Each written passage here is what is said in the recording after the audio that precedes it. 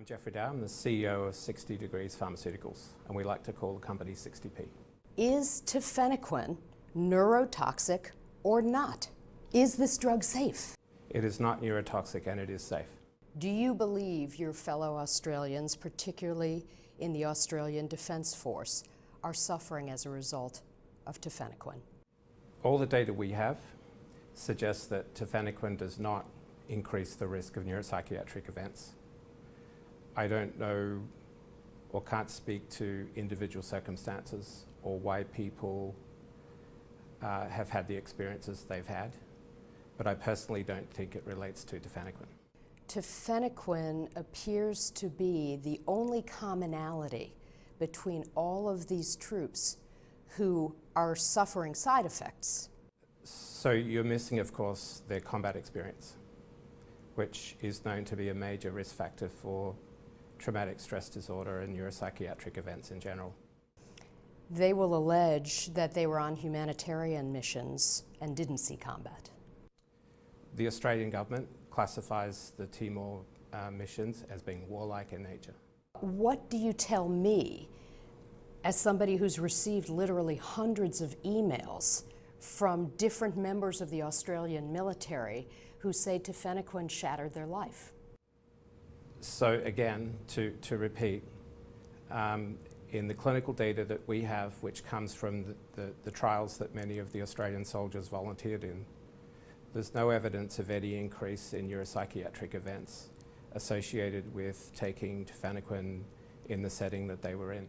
You know, and you're saying combat includes a humanitarian mission in Papua New Guinea. Just to be clear, I'm not saying that.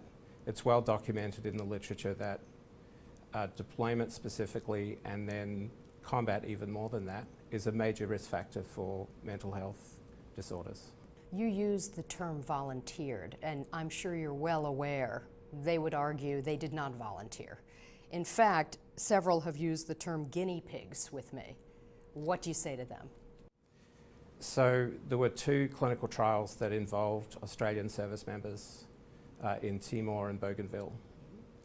And there has been a report by the Australian government, specifically the Inspector General of the ADF, that looked into the allegations that some, not all, service members have made with respect to the conduct of those studies. And it's pretty clear from that report that all of the soldiers received informed consent and there was no evidence of coercion. And we can direct you to that report following this interview if you would like. I'd appreciate that for my files, thank you. Would you, Dr. Dow, be willing to take tafenoquine for 7 months as these service members did? The simple answer to that is yes. Without hesitation? Without hesitation. How do you then answer to the critics who have already dubbed this mefloquine 2.0 and say that we as a country need to learn from the mistakes of the past? Is that an unfair rap? I think that's an unfair statement that's certainly not based on the data that I've reviewed and 60p has submitted to the FDA for review. Let's talk about efficacy. I've interviewed a couple of Australian service members who took tafenoquine during the trials and contracted malaria. So all our data show that the efficacy of tafenoquine is comparable to the comparator study drugs that we used in all the clinical trials.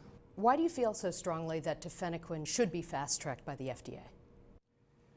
So tafenoquine, based on data from 25 clinical trials and more than 3,000 patient exposures, seems to have several benefits that the other drugs on the market don't have.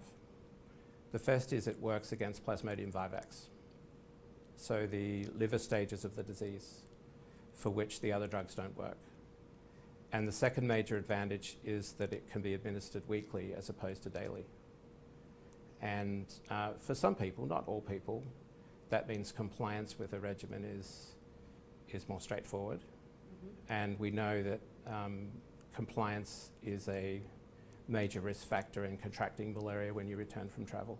And what does 60P stand to gain through this priority review voucher? So, as you know, the priority review voucher is a regulatory incentive that Congress created to allow small companies to raise the resources and support that's needed to develop a drug through clinical trials. And as you know, a clinical development program is quite expensive. You're also aware that there are 2 companies that have submitted dossiers for tafenoquine, and only 1 company gets the PRV. So assuming that the PRV is awarded, it will provide the resources that we need to both reward our investors who've supported us along the way and to do any post-marketing studies that the FDA may require. I think something that gets missed in the dialogue online is that malaria is a serious disease. It is a life-threatening disease and a medical emergency if you get it. We think tafenoquine will make a really valuable contribution to eradicating the disease in malaria endemic countries and will provide a useful alternative to the existing anti-malaria drugs for travellers.